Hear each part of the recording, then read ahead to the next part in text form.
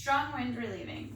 Strong wind relieving builds strength and stability in the standing leg and strengthens your spine, thigh, calves, and ankles. To get into this pose, come to the center of your mat, feet together, toes and ankles touch. Shift your weight to your left leg, lift your right leg, placing your right hand on your thigh. Standing leg should be straight and strong, knees should be bent to 90, toes flexed back, little to no weight in your hand. Chest lifted, shoulders back and down away from the ears, and gaze forward. Release. Shift your weight to your right leg, lift your left leg, placing your palm on your thigh.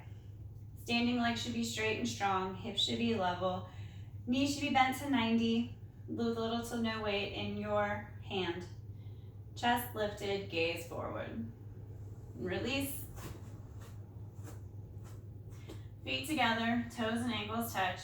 Shift your weight to your left leg, lift your right leg, placing your right palm on your thigh.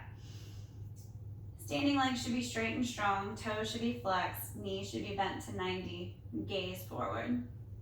Release.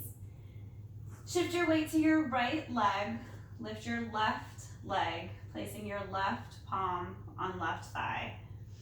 Standing leg should be straight and strong, knees should be bent to 90, toes flexed back, shoulders back and down away from your ears, chest lifted, gaze up. Your spine should be long and straight. And release. Modifications for this pose. If you have issues with balance, you can use a wall. Advancements for this pose.